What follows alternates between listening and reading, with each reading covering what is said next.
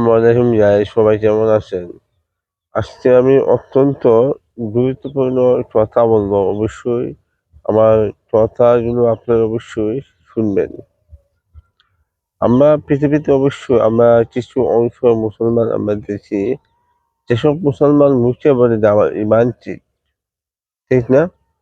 এই এইরকম সমাজে বহু নির্বোধ অজ্ঞ কিছু নামধারী মুসলমান আছে, মুখে বলে যে আমার ঈমান ঠিক, কিন্তু ঈমান আনার পরে মানে তার যে আল্লাহ তাআলার প্রতি যে রকম ইবাদত, আল্লাহ তাআলার প্রতি যে রকম গোলামি করার কথা ছিল, এসব মুসলমান সে বঞ্চিত হয়ে গেছে।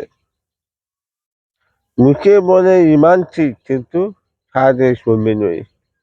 দমে দমে বাঁচে একজন নামধারী মুসলমান, মুখে বলে ঈমান ঠিক, কাজে কর্মী নয়। বেঈমানদার ঠিকানা যাইতে হবে জাহান্নাম। সময় থাকতে মহান আল্লাহর পরে তুমি আবাদত, পরকালে পাইবা তুমি শান্তি আর শান্তি। কিন্তু সমাজে অজ্ঞ নির্বোধ নামধারী মুসলমানগুলো মুখে বলে ঈমান ঠিক, এদের কাজে করবে ঈমান নয়।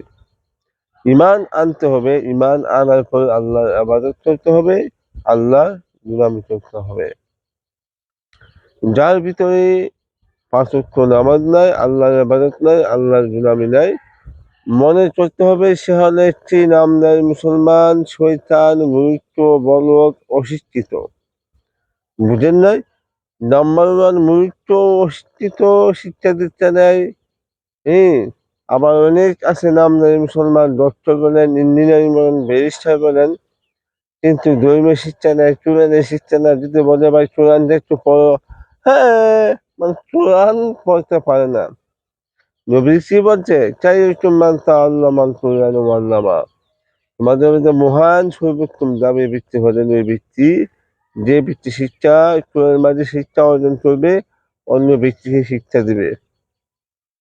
সমাজের বহু উচ্চ শিক্ষিত আছে, মানে আরবি উচ্চারণ জানে না, আরবি পড়তে জানে না, কোরআন পড়তে জানে না, নির্বোধ অজ্ঞ নামধারী মুসলমান। সুশিক্ষিত হতে হবে, পাশাপাশি ধর্মীয় শিক্ষা অর্জন করতে হবে। তারপর মনুষ্যত্ব থাকতে হবে, নৈতিকতা থাকতে হবে। তাহলে তুমি প্রকৃত মুসলমান।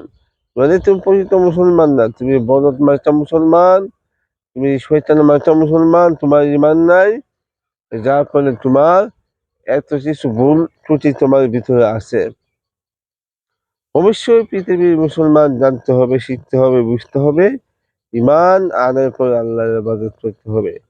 আর যার ভিতরে রবের ইবাদত নাই, আল্লাহর ইবাদত নাই, তার ঈমান নাই।